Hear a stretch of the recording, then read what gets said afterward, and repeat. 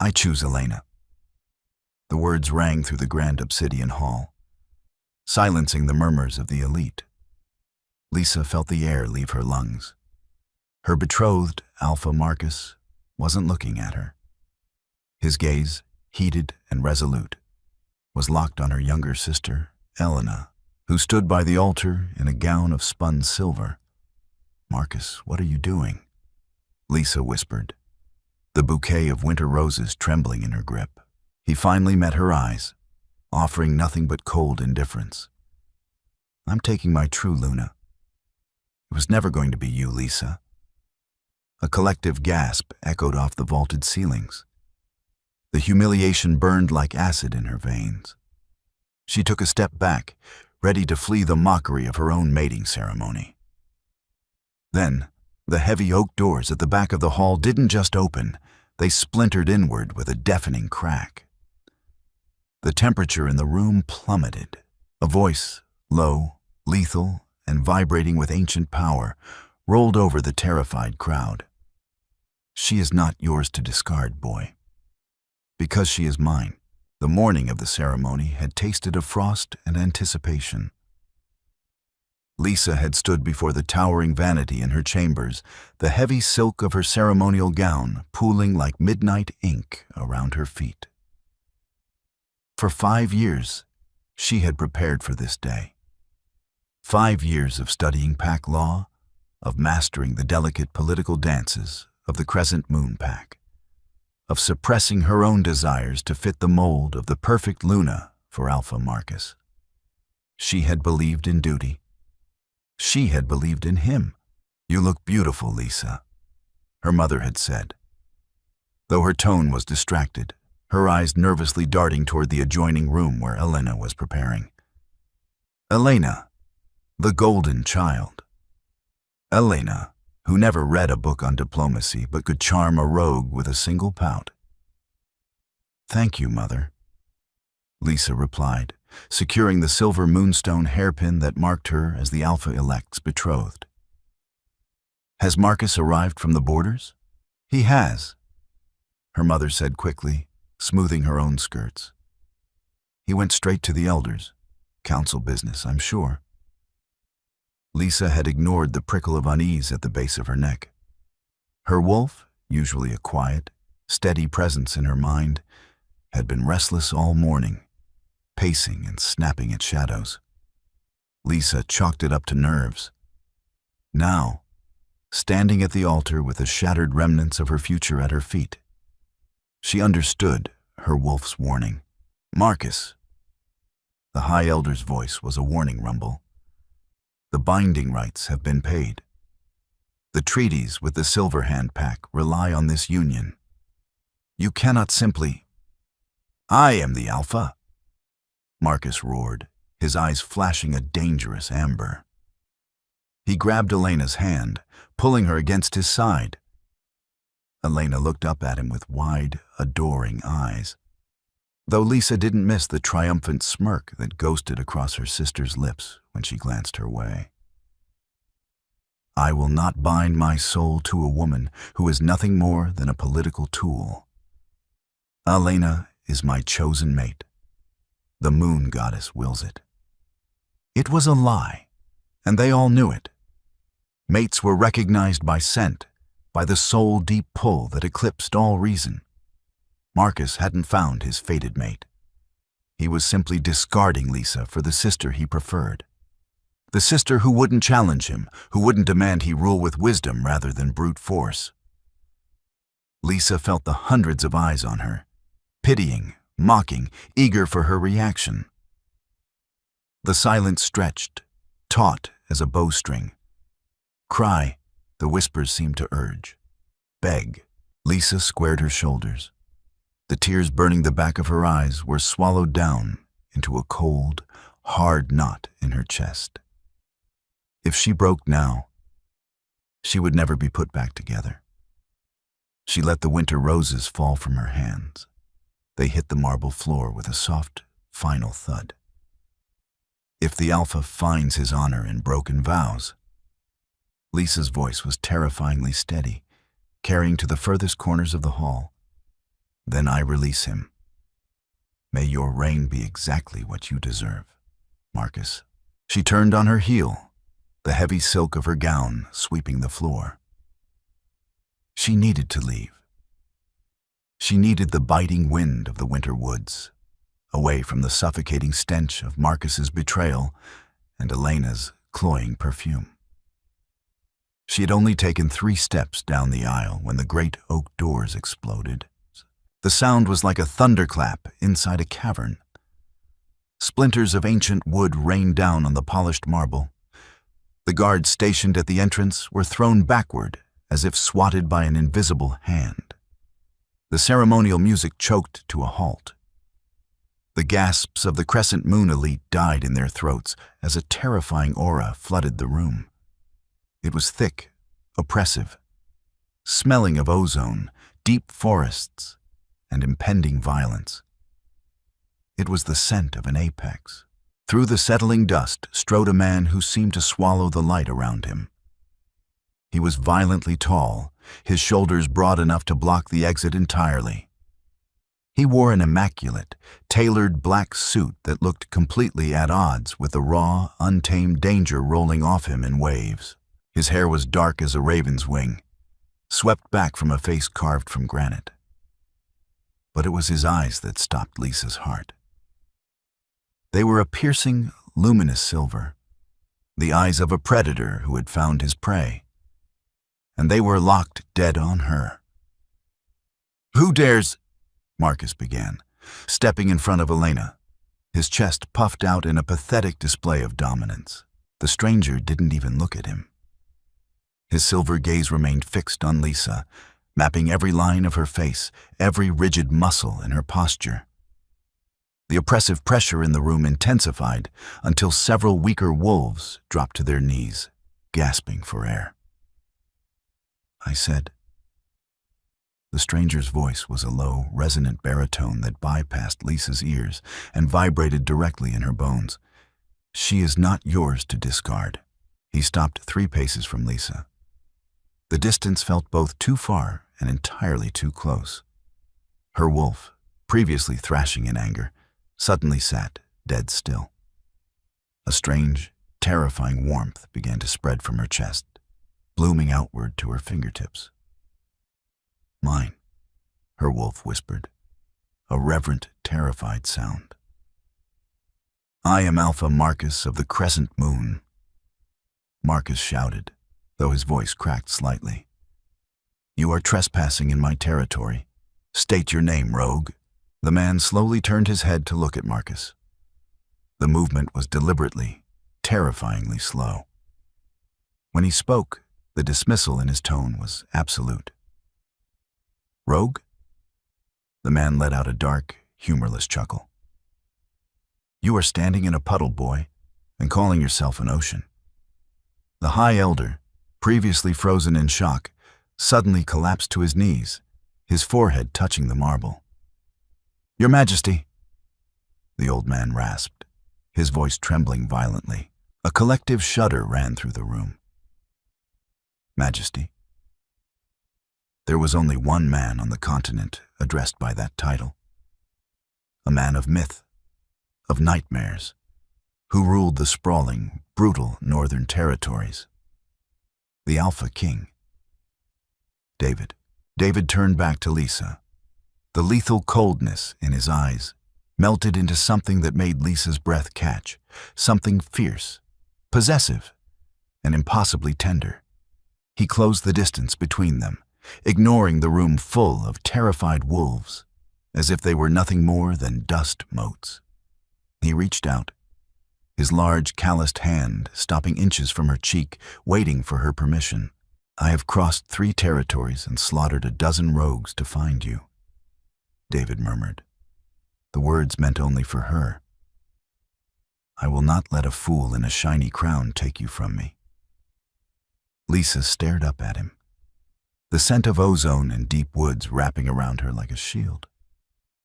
"Who are you?" she breathed. His hand closed the final distance, his thumb brushing a stray tear she hadn't realized had escaped. The shock of his touch sent a jolt of pure electricity straight to her core. "I am your true mate, Lisa," David said, his voice a vow that resonated through the silent hall. "And it is time for you to come home." The silence in the obsidian hall was absolute, save for the ragged breathing of 100 terrified wolves. Lisa stood frozen, the phantom heat of David's touch lingering on her cheek. The words "true mate" echoed in her skull, a concept so foreign, so deeply buried in fairy tales, that her mind struggled to process it. Marcus, however, had processed enough to let his bruised ego override his survival instincts. "Lies," Marcus spat, though he remained safely behind the altar. "She is my betrothed. You cannot simply march in here and claim her, king or not. We have laws." David didn't turn around. He merely shifted his stance, and the oppressive, crushing aura in the room doubled. Several of Marcus's personal guard, who had tentatively drawn their silver blades, dropped them as their knees buckled under the sheer force of the king's dominance. "Your laws," David said softly to Lisa, his eyes never leaving hers, "govern the weak who need rules to survive. I govern the continent." He finally looked over his shoulder at Marcus. The silver of his eyes seemed to glow, bleeding into the sclera as his wolf pushed close to the surface. "You rejected her?" David's voice was deathly calm. "I heard it as I breached your pitiful borders. You chose the lesser sister." His gaze flicked to Elena, who shrank back, her smugness entirely replaced by stark terror. "A poor choice, but a fortunate one for me. The bond you attempted to forge is null and void. I am the Alpha," Marcus stammered, desperation making him reckless. "She belongs to this pack. You cannot take her without my consent." Lisa felt a cold, hard knot form in her stomach. Belonged, as if she were a piece of furniture to be traded or discarded at will. She looked at Marcus, really looked at him. The man she had spent 5 years bending herself backward to please now looked small, petty, and weak. Then she looked at David.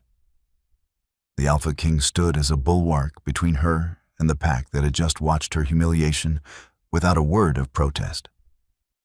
He offered no demands, only a shield. "He's right," Lisa said. Her voice cut through the heavy air, sharp as glass. David turned back to her, a flicker of surprise, and something that looked dangerously like heartbreak crossing his stoic features. "Lisa, he's right that I belong to this pack," she continued, her voice gaining strength. She stepped out from the protective shadow of David's broad shoulders, facing Marcus and the elders. "By birth, by blood, by years of service, I gave you my loyalty, Marcus. I gave you my youth and my counsel." She reached up and unclasped the heavy silver necklace that bore the crescent moon crest. It felt suddenly heavy, choking. "To Lisa, don't be foolish," her mother hissed from the front row, finally finding her voice. "He is the king, yes, but to leave your pack—" "My pack?" Lisa let the necklace fall. It hit the marble with a sharp clatter that made Marcus flinch. "My pack just stood silently while its alpha discarded me for a prettier face. My pack allowed 5 years of my devotion to be erased on a whim." She looked at Elena, who was gripping Marcus's arm tightly. "You can have him, Elena, but you will quickly learn that a man who breaks his vows so easily will not hesitate to break you when a newer, shinier prize comes along." Elena paled, opening her mouth to retort, but a low growl from David silenced her instantly. Lisa turned her attention back to the Alpha King. The heartbreak in his eyes had vanished, replaced by a burning, terrifying pride. "I, Lisa of the Crescent Moon," she spoke the ancient words of severance, the syllables tasting of copper and freedom. Sever my ties to this pack. I surrender my claim to these lands, to this alpha, and to this family. I walk away with nothing but the skin I wear and the wolf within me. A physical shockwave rippled through the room. The breaking of a pack bond was agonizing, a tearing of the soul that usually left a wolf violently ill. Lisa felt the snap, a sharp, breathless pain in her chest. But it was immediately met by a surging, overwhelming warmth rushing from the man beside her. David's hand shot out, gripping her waist to steady her as she swayed. The pain vanished, swallowed entirely by the sheer power of the mate bond, knitting the fractured pieces of her soul back together. She is rogue now, Marcus sneered, though he looked pale and shaken by the severed bond. She has nothing. She is nothing. David moved so fast Lisa didn't even see him step. 1 second he was beside her. The next, Marcus was slammed against the stone altar, David's hand wrapped tight around the younger alpha's throat. The crack of the altar stone splitting echoed through the hall. "Do not ever," David snarled, his fangs fully descended, his voice layered with the demonic double timbre of his lichen. "Speak to my queen in that tone again." Marcus gagged, his feet kicking uselessly in the air. Elena screamed, a high, piercing sound, but she didn't step forward to help him. Nobody did. "David." Lisa didn't shout. She spoke his name quietly, testing the shape of it on her tongue. The Alpha King froze. Slowly, with immense effort, he reined in his beast. He dropped Marcus, who collapsed to the floor, gasping and coughing up blood. David straightened his suit jacket, not sparing the choking Alpha another glance. He walked back to Lisa, offering his arm with archaic, terrifying grace. "My queen," he said, his eyes softening only for her. "Our carriage awaits." Lisa looked at the ruined doors, at the shattered altar, at the family that had never truly seen her. Then she placed her hand on the Alpha King's arm. "Take me home," she said. The carriage was not a carriage at all, but a heavily armored black SUV that purred with suppressed power. It sat idling at the edge of the crescent moon borders, a stark contrast to the horse-drawn pageantry Marcus preferred for pack ceremonies. As Lisa stepped into the cavernous interior, the heavy door thudded shut behind her, sealing out the biting winter wind and the chaotic shouts echoing from the hall they had just left. David slid in beside her, his massive frame dwarfing the leather seat. He didn't crowd her, intentionally leaving a foot of space between them. Yet, the air in the cabin hummed with the electric tension of his proximity. The convoy lurched forward, tires crunching over frosted gravel. Lisa stared out the tinted window as the familiar pine forests of her childhood blurred past. She felt hollowed out, as if Marcus had carved out a piece of her chest and left only cold air behind. But beneath that numbness, a terrifying, pulsing heat emanated from the man beside her. "You are trembling," David observed. His voice was no longer the earth-shattering rumble that had brought the High Elder to his knees, but a quiet, observational baritone. "It's just the adrenaline," Lisa lied, refusing to look at him. "And the cold." Before she could blink, a heavy, dark coat was draped over her shoulders. It smelled intensely of him. Cedar, ozone, and that dark, intoxicating scent that made her wolf whine softly in submission.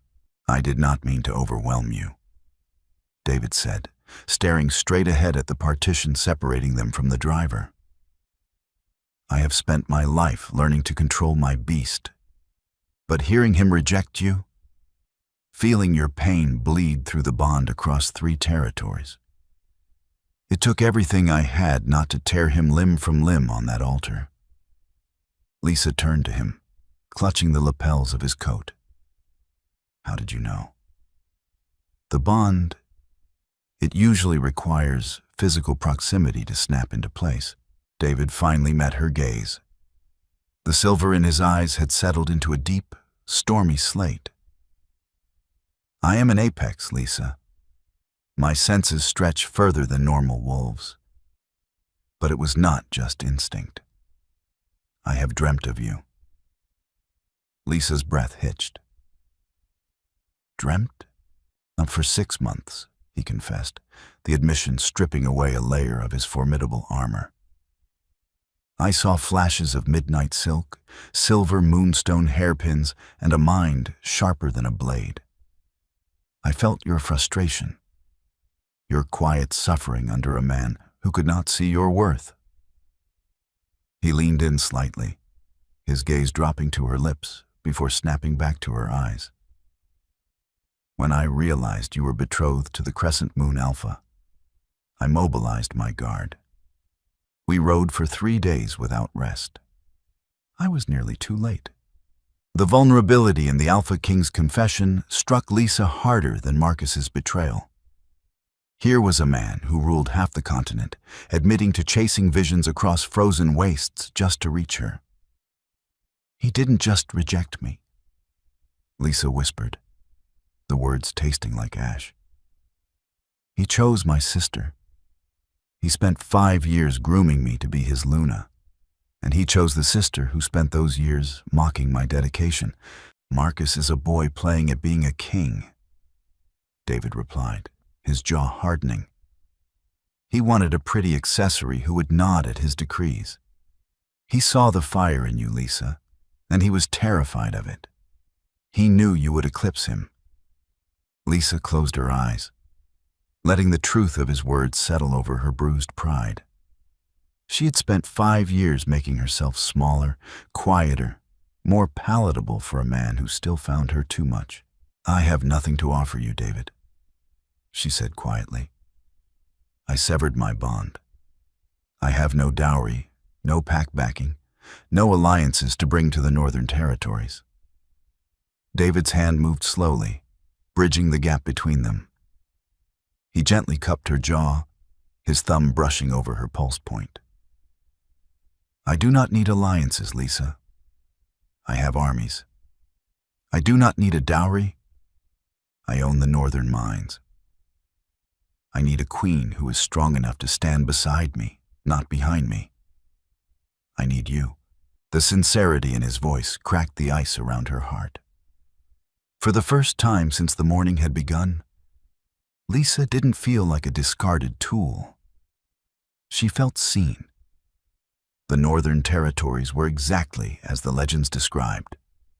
Brutal, breathtaking, and unforgiving. By the time the convoy crossed the heavily fortified borders, the gentle winter of the South had given way to towering, jagged peaks and forests buried under feet of pristine snow. The capital city, Winterfall, was built directly into the side of a massive mountain. At its peak sat the Obsidian Keep, a fortress of black stone and iron that looked less like a home and more like a warning. As the SUV ascended the winding road to the keep, Lisa felt a fresh wave of anxiety. She was a Southerner, trained in delicate diplomacy and tea-room politics. The wolves of the North were renowned warriors, hardened by endless border skirmishes and harsh climates. Would they accept a rogue from a disgraced pack as their queens? The convoy passed through massive iron gates, pulling into an expansive courtyard lined with hundreds of wolves. They stood in perfect, silent rows, their breath pluming in the freezing air. There were no colorful banners, no soft music, just the silent strength of an army waiting for their king. David stepped out first. The moment his boots hit the cobblestones, every single wolf in the courtyard dropped to a knee, bowing their heads in absolute submission. The silence was deafening. Lisa hesitated at the open door. This was his world, a world of raw, terrifying power. David turned back, his expression softening as he looked at her. He didn't order her out. He didn't offer a patronizing smile. He simply extended his hand, palm up, waiting. Taking a deep breath, Lisa placed her hand in his. The warmth of his skin grounded her. She stepped out of the vehicle, the heavy silk of her ruined ceremonial gown stark against the snow. A low murmur rippled through the front ranks. Lisa stiffened, expecting judgment. But as she walked beside David, she noticed their eyes. They weren't looking at her ruined dress or the absence of a pack mark on her neck. They were looking at the way David held her hand, the way his massive frame angled slightly, shielding her from the wind. "Presenting the king," a voice boomed across the courtyard. A towering man with a jagged scar across his face stepped forward. He was easily as large as David, his aura screaming of beta blood. "And his chosen," David amended, his voice carrying effortlessly. "Lisa, true mate and future queen of the North." The scarred man, David's beta Elias, dropped to one knee, lowering his head until his chin touched his chest. "Welcome home, my queen. The North honors you." Following Elias's lead, the entire courtyard echoed the sentiment in a deafening, unified roar. "The North honors you." The sheer force of their acceptance nearly knocked Lisa backward. In the Crescent Moon Pack, respect was bought with bribes and whispered alliances. Here, it was given freely, cemented by loyalty to their king. David led her through the massive double doors of the keep. The interior was surprisingly warm, heated by massive hearths roaring with eternal fires. Tapestries of ancient battles lined the black stone walls. "Elias will show you to our chambers," David said quietly, pausing in the grand foyer. "I must attend to the border reports. The southern packs are already whispering about what happened." Lisa felt a twinge of panic at the idea of being left alone, but she pushed it down. She was no longer a frightened bride. "Go," she said, her voice steady. "I will be fine." David looked at her for a long moment, his silver eyes mapping her face. "You are safe here, Lisa. More than safe. You are the highest authority in this keep, second only to me. If anyone gives you pause, you have my permission to deal with them as you see fit." He leaned down, pressing a firm, lingering kiss to her forehead. The scent of him wrapped around her, soothing her restless wolf. "Rest," he commanded softly, before turning on his heel and striding toward the council rooms. Lisa watched him go, a strange, new sensation blooming in her chest. For the first time in her life, she wasn't bracing for a blow. She was bracing for a beginning. 2 days passed in a blur of quiet luxury and simmering tension. The Obsidian Keep, despite its fearsome exterior, was a marvel of comfort inside. Lisa's days were spent exploring the vast libraries, familiarizing herself with the intricate history of the northern packs, and learning the brutal honesty of her new people. The northern wolves did not mince words. If they had a problem, they stated it. If they respected you, they showed it. Lisa found the lack of political maneuvering refreshing, though she still caught herself analyzing every conversation for hidden traps. A leftover habit from her 5 years with Marcus. David was a constant, solid presence. Though burdened by his duties, he made sure to take every meal with her. They spent their evenings by the fire, talking late into the night. Lisa found herself opening up in ways she never had before, sharing her dreams, her frustrations, and the quiet agony of being the lesser sister in her mother's eyes. In return, David spoke of the heavy crown he wore, the constant threat of rogues, and his unyielding determination to protect his people. But the honeymoon bubble was destined to burst. It happened on the morning of the 3rd day. Lisa was in the war room, studying a map of the continent, when David entered. The air temperature plummeted a good 10 degrees, his jaw set in a hard, violent line. Elias trailed behind him, looking equally murderous. "What is it?" Lisa asked, setting down her pen. David tossed a crumpled piece of parchment onto the massive oak table. "A missive from your former alpha." Lisa picked it up, recognizing Marcus's elegant, sloping handwriting immediately. She skimmed the contents, her blood turning to ice. "To the Alpha King of the Northern Territories, your unprovoked attack on my pack and the subsequent kidnapping of my betrothed, Lisa, is an act of war. The Silver Hand Pack stands with me. Return her within the fortnight, or we will have no choice but to march on your borders to reclaim what is mine. Alpha Marcus, Crescent Moon." Lisa let out a harsh, disbelieving laugh. "Kidnapping? He discarded me in front of hundreds of witnesses." "He is spinning a narrative," Elias grunted, crossing his massive arms. The Silver Hand Treaty fell through the moment he chose Elena. They wanted an alliance with a disciplined Luna, not a pampered child. Marcus is losing face, and he's losing allies. He needs a scapegoat to unite the Southern Packs. He is trying to provoke a war to save his own pathetic ego. David snarled, his eyes bleeding silver. "I should march my vanguard down there and burn his borders to ash." "No." Lisa's voice was sharp, cutting through the heavy scent of alpha anger in the room. David and Elias both snapped their attention to her.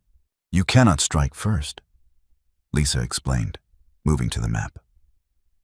Her mind, honed by years of political study, was clicking into gear. "If you attack, you validate his claim. You become the rogue king who stole his bride. The other neutral packs will rally behind him out of fear. He wants you to react with violence." David stalked closer, his hands braced on the table, looming over the map. "So I let him spread lies about my queen? I let him threaten my territory? No," Lisa said, looking up to meet his furious gaze. "You let him dig his own grave." She pointed to the borders of the Crescent Moon Pack. "Marcus is weak. He relies on trade routes through the Whispering Woods, which are controlled by the neutral Ironclaw Pack. The Ironclaw Alpha values truth above all else. If we can prove Marcus broke the vows, if we can prove he chose Elena willingly and lied to the Silver Hands, he loses everything," Elias murmured, looking at Lisa with newfound respect. "No one will trade with a vowbreaker." "Exactly," Lisa said, "but we need proof, something undeniable." Just then, a timid knock sounded at the heavy wooden doors. A young guard stepped in, looking pale. "My king, forgive the intrusion. We intercepted a courier pigeon at the southern border. It carries a message sealed with the Crescent Moon crest, but it is addressed directly to the queen." Lisa frowned, extending her hand. The guard handed her a small scroll tied with a silver ribbon. She recognized the ribbon. It was the same one Elena had worn in her hair on the day of the ceremony. She broke the seal and unrolled the parchment. The handwriting was erratic, desperate. "Lisa, please help me. He is not the man we thought. He is losing his mind. He hit me today. I know I wronged you, but please, you know the pack laws. You know how to maneuver. I am trapped." "Elena." Lisa stared at the words, a cold knot tightening in her chest. The satisfying thrill of vindication she had expected was entirely absent. Instead, there was only pity, and the chilling realization that Marcus's ego was far more dangerous than she had calculated. She looked up at David, her jaw setting in a line of pure resolve. "We don't need to attack them, David. They are already destroying themselves." The heavy oak doors of the war room remained sealed for hours as Lisa outlined her strategy. She didn't rely on brute force or David's terrifying reputation. She relied on the intricate web of pack laws she had spent 5 years memorizing, while Marcus had been out hunting. Alpha Silas of the Ironclaw Pack is an old blood traditionalist, Lisa explained, tracing the trade routes on the map with a slender finger. He despises oath-breakers above all else. If Marcus goes to him asking for safe passage for his troops to march north, Silas will demand a tribunal of truth to verify the claim of kidnapping. Elias, leaning heavily against the stone wall, grunted in approval. And Silas's truth-seekers can smell a lie on a man's breath from a mile away. Exactly, Lisa said. We don't wait for Marcus to march. We petition Alpha Silas for a neutral summit at the Whispering Woods outpost. We present our case. We bring Elena's letter. David watched her, his silver eyes dark and unreadable. He hadn't spoken since she had laid out the plan, merely observing the sharp, calculating edge to her demeanor. You are asking to sit across a table from the man who humiliated you, and the sister who betrayed you only days after you severed your bond. I am asking to secure your borders without spilling northern blood. Lisa corrected gently, meeting his gaze. David pushed off the edge of the table, slowly closing the distance between them. Elias took the cue, bowing his head and quietly slipping out of the war room, leaving the heavy silence behind him. David stopped inches from Lisa, the heat of his massive frame radiating through the chill of the room. He reached out, his knuckles brushing lightly against her cheek. I do not care about spilling blood, Lisa. I care about the toll this will take on you. I felt your soul fracture when you left them. I will not watch them try to break you again. Lisa leaned into his touch, her eyes fluttering shut for a fraction of a second as the scent of cedar and ozone calmed the frantic pacing of her wolf.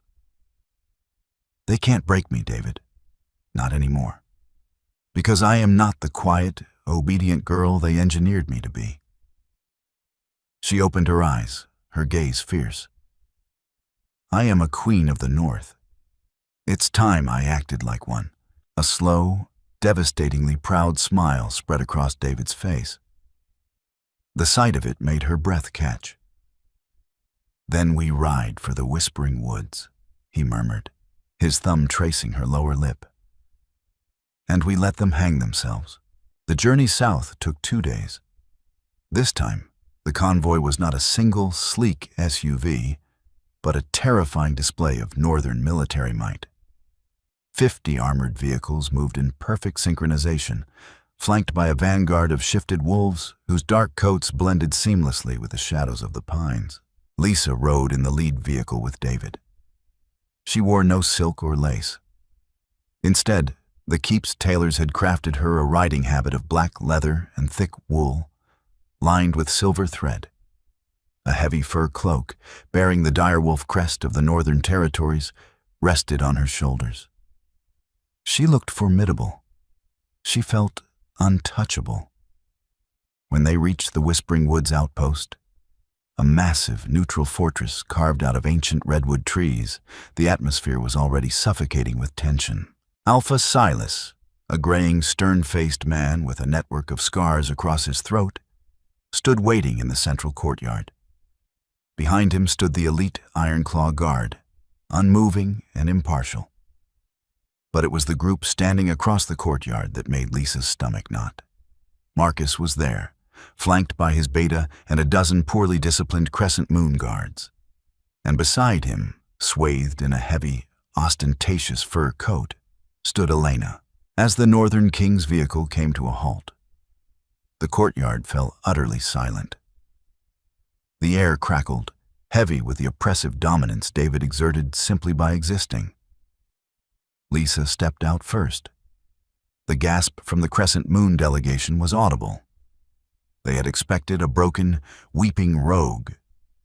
Instead, they saw a woman radiating quiet power, the direwolf crest resting heavily over her heart.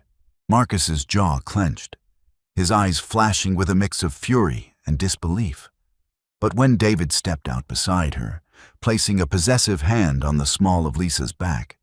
Marcus physically took a step back, his bravado faltering under the Alpha King's lethal stare. The game had begun. The grand hall of the Ironclaw outpost was a stark contrast to the luxurious obsidian floors of the northern keep.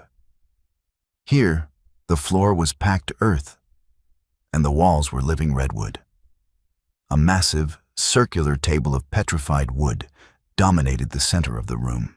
Alpha Silas sat at the head, his hands folded. "We are gathered under the ancient rites of parley," Silas's gravelly voice echoed. "No silver, no shifted fangs.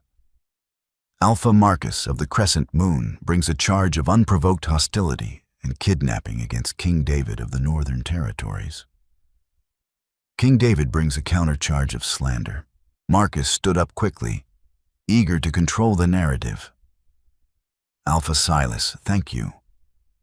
4 days ago, my pack was celebrating my mating ceremony. Without provocation, the Northern King breached my borders, destroyed my ancestral hall, and forcibly abducted my betrothed, Lisa." Silas turned his sharp gaze to David. "A heavy accusation, Your Majesty. Breaching a southern border to steal a bride is an act of war." David didn't stand. He sat beside Lisa, relaxed, exuding the terrifying calm of a predator watching a trapped mouse. "I did not steal a bride, Silas. I claimed my fated mate. A mate who had just publicly severed her bond with the Crescent Moon Pack after being discarded at the altar. She severed it under duress," Marcus shouted, slamming his hand on the table. "He terrified her into it. I was fulfilling the Silver Hand Treaty, taking Elena as my Luna because she was better suited for the burden." Lisa was hysterical. Lisa felt a cold, familiar rage pool in her stomach, but she kept her expression perfectly blank. She looked across the table at Elena. Her sister was pale, her golden hair lacking its usual luster. But it was the subtle scent that caught Lisa's attention. The sharp, metallic tang of fear, masked heavily by lavender perfume. Beneath the heavy collar of Elena's coat, Lisa's sharp eyes caught the faintest edge of a dark, greenish-purple bruise marring her collarbone. Marcus had lost his mind. He was taking his humiliation out on the only person left who couldn't fight back. Lisa stood up. The movement was slow, deliberate. "Alpha Silas," she said, her voice clear and carrying perfectly in the acoustic space. "May I speak?" Silas nodded respectfully.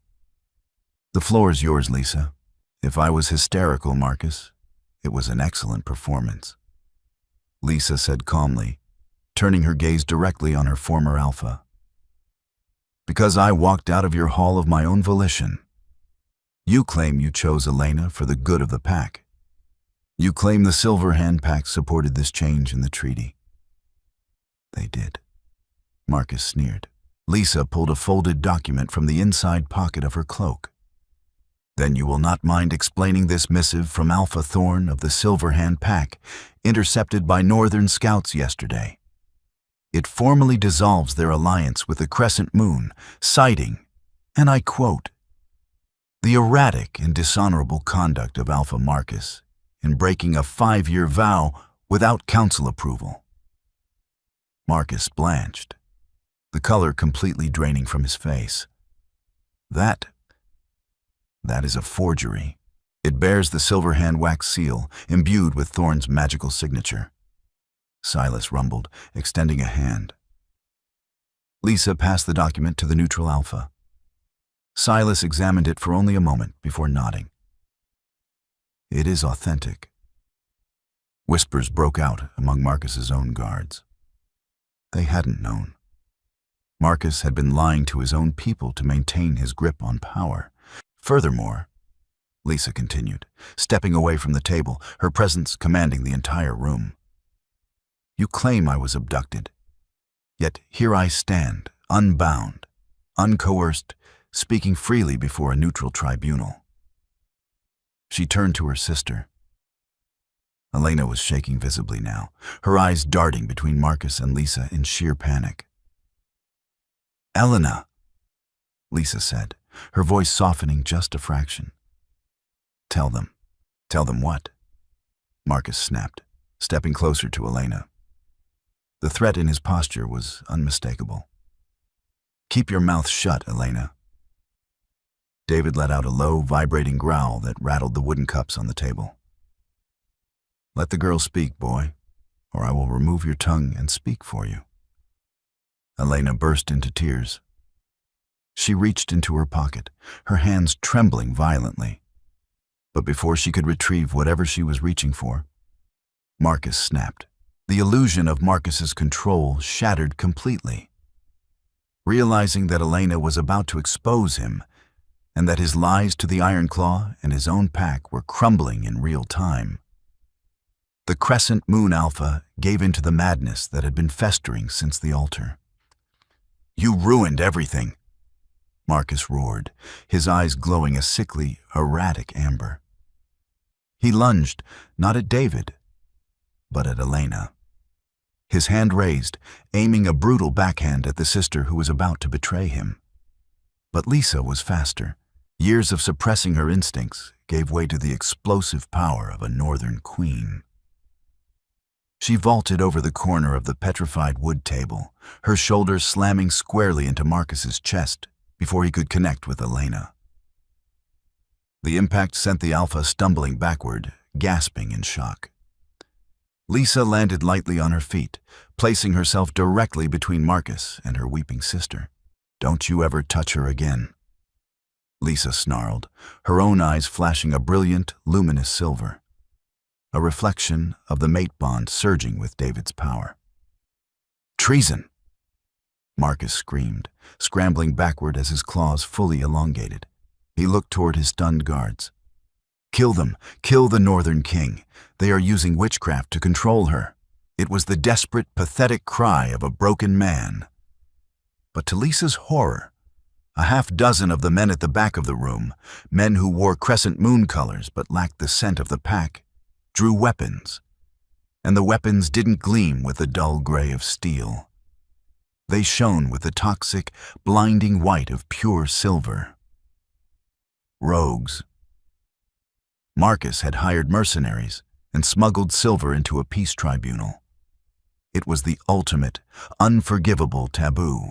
"Silver!" Silas roared, flipping the massive table upward to form a barricade as the first crossbow bolt snapped through the air. Chaos erupted. But the Northern King did not panic. He simply unleashed the beast. David moved like a shadow detached from the physical world. In the span of a single heartbeat, he bypassed the overturned table. The first rogue barely had time to aim his blade before David's hand snapped out, crushing the man's wrist with a sickening crunch. The silver blade clattered to the earth. Elias was right behind him, shifting mid-leap. The beta's massive midnight black wolf form tackled two rogues to the ground, his jaws securing their weapon arms in a bone-crushing grip that stopped just short of lethal.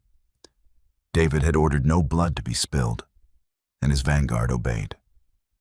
Lisa didn't watch the fight. She grabbed Elena by the shoulders, pulling her behind the safety of the heavy wooden pillars.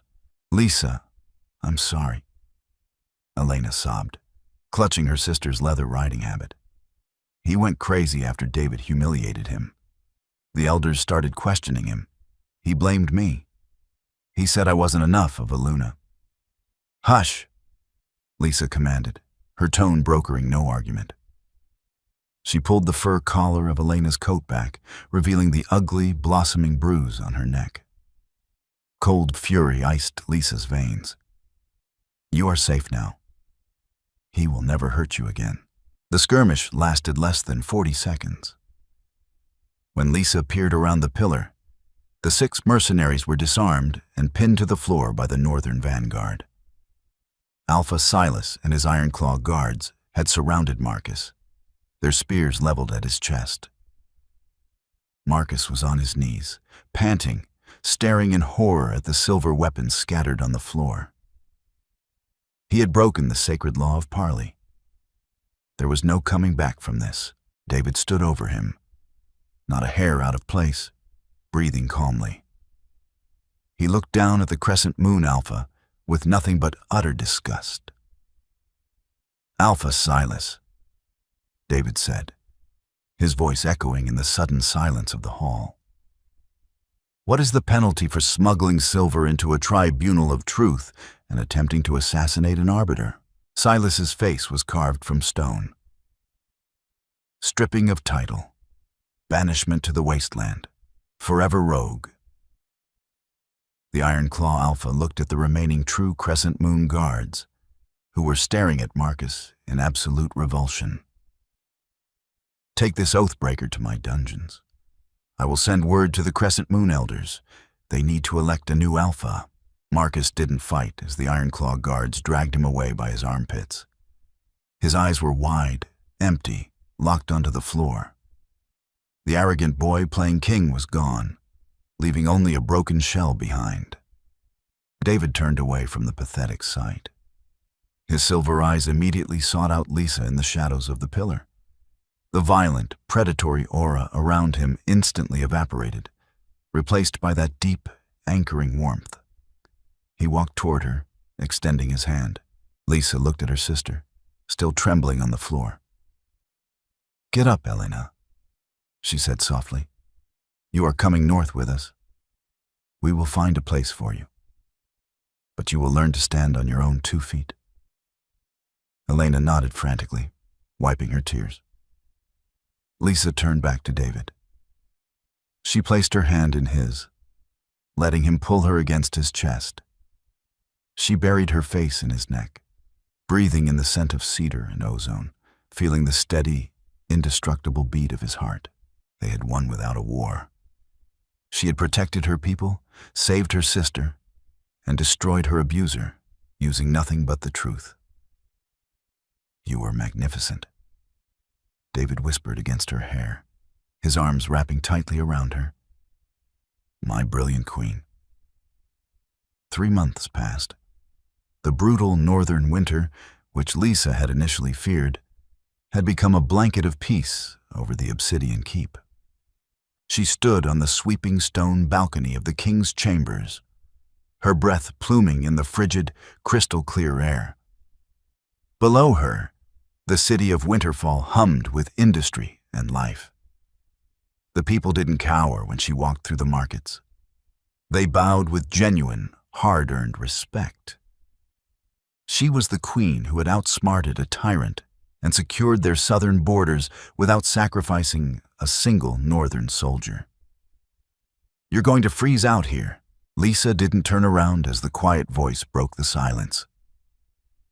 Elena stepped onto the balcony, wrapping a thick gray woolen shawl tightly around her shoulders. The younger sister was almost unrecognizable from the pampered, golden girl who had stood at the crescent moon altar.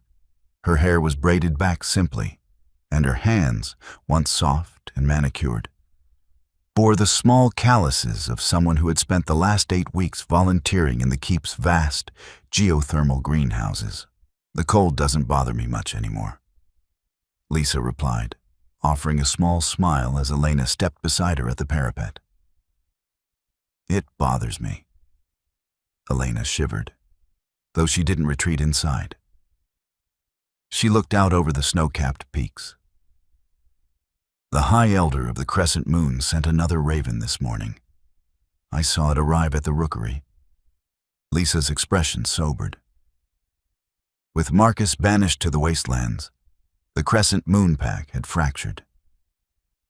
Without strong leadership or the trade routes Marcus had foolishly sabotaged, they were starving. "They are begging for annexation," Lisa said softly, stating the truth they both knew. "They want the northern territories to absorb them."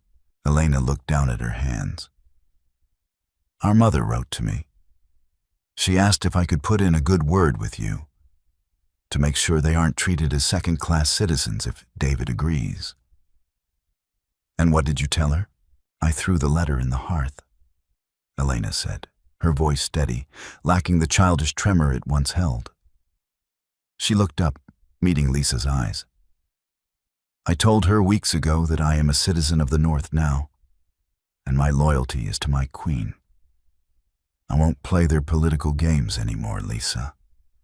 I'm done being a pawn. A profound sense of closure washed over Lisa. The bitter resentment that had poisoned their sisterhood for years had finally burned away, leaving behind a quiet, tentative, mutual respect. Thank you, Elena. The heavy wooden doors to the chamber opened, and the undeniable, electric presence of the Alpha King filled the room. Elena immediately bowed her head. My king, my queen, I will leave you to prepare. As Elena slipped back inside, David crossed the room and stepped onto the balcony. He didn't bother with a cloak, his internal heat radiating outward as he wrapped his massive arms around Lisa from behind, pulling her flush against his chest. Elias tells me the greenhouse workers are trying to promote your sister to a supervisory role, David murmured, burying his face in the crook of Lisa's neck, breathing in her scent. She found her own path, Lisa said, leaning back into his solid strength. She closed her eyes, savoring the grounding scent of cedar and ozone. What of the crescent moon petition? David turned her around to face him. His silver eyes were bright, stripped of the lethal coldness he showed the rest of the world. I signed the decree an hour ago. We are absorbing their territory. But I added a stipulation. He reached into his pocket and pulled out a heavy iron signet ring, the crest of a regional governor.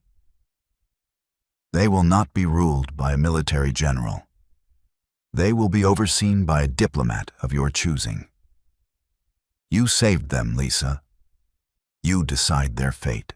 Lisa looked at the ring, the weight of his absolute trust settling over her. He wasn't giving her a token role. He was sharing his empire. You would trust me with the southern border? David brought his hand up, his thumb gently tracing her jawline. I would trust you with my life, my soul, and my kingdom. You are the brightest mind this continent has seen in a century. Marcus tried to bury your fire, Lisa. But all he did was teach you how to burn hotter. He stepped back, extending his hand. Come, the pack is waiting. There was no grand obsidian hall for their mating ceremony. The northern wolves did not believe in hiding from the elements when swearing themselves to the moon goddess. David led Lisa out to the summit of the mountain, a wide plateau of ancient, smooth stone. The entire pack, thousands of wolves in their human forms, stood in absolute, reverent silence under the night sky. Lisa wore no silk, no corsets, no delicate moonstone pins. She wore a stunning gown of deep crimson wool, trimmed in dark fur, a reflection of the formidable land she now called home. As they reached the center of the plateau, the sky above them began to shimmer. Vibrant ribbons of green and violet aurora borealis danced across the stars, casting an ethereal glow over the snow. Elias stepped forward, holding a single, heavy, silver crown forged to resemble intertwined direwolf fangs. David didn't take the crown from him. Instead, he dropped to one knee before Lisa, bowing his head in front of his entire army.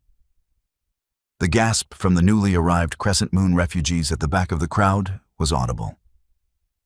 Kings did not kneel, but David wasn't a king ruling by fear. He was a mate claiming his equal. I, David, King of the North, offer my throat, my heart, and my crown to my fated. His voice boomed, echoing off the mountain peaks. I swear to stand beside you, never in front of you, to be the sword when you are the shield. Do you accept this bond? Lisa felt the tears finally spill over, but they were not tears of humiliation. They were tears of absolute, overpowering joy. The fractured girl who had stood crying at an altar in the south was dead. She reached out, taking the heavy silver crown from Elias. "I, Lisa, claim this bond," she said, her voice ringing clear and true. "I claim this pack. I claim you." She placed the crown on David's head. As he rose, he pulled her into a fierce, desperate kiss. The mate bond finalized, snapping into place with the force of a tectonic shift. A wave of pure, luminous energy rippled outward from them, making the aurora above flare brilliantly. A deafening roar erupted from the thousands of wolves surrounding them, a war cry of celebration that shook the very foundations of the mountain. Lisa broke the kiss, resting her forehead against David's, both of them breathless. She looked out at the sea of faces, at the sister who smiled genuinely from the front row, at the vast, beautiful, brutal kingdom that was now hers. She had lost a boy who didn't know her worth. But she had gained a king who worshipped the ground she walked on, and a kingdom she would rule until her dying breath. In the end, true power isn't found in cruelty, deception, or the desperate need to control others. True power is recognizing your own worth when the world tries to tell you you have none, and having the courage to walk away from a table where respect is no longer being served. Lisa's journey from a discarded, dutiful bride to a fiercely strategic and beloved queen proves that sometimes the greatest betrayals are simply the universe's way of clearing the path for your true destiny. If you were captivated by Lisa and David's journey of betrayal, strategy, and fated love, please like this story, share it with your fellow romance readers, and subscribe for more cinematic, tension-filled, dramatic fiction. What was your favorite moment of the Alpha King's revenge? Let us know.